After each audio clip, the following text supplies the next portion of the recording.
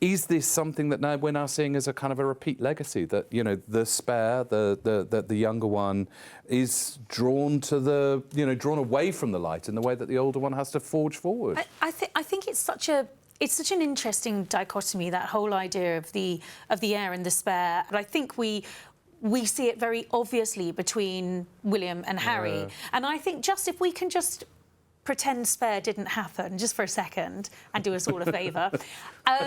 Actually, you see, I would argue that Prince Harry was probably the first spare in many generations to actually make a success of that role, and possibly that was having looked back at his aunt, having looked back at his uncle, and seen perhaps where it went wrong for them, and realising that there's no manual to being spare. You have to create that role yourself. And I would argue that Harry did it very successfully with the creation of the Invictus Games, with his work in Lesotho with Centabali.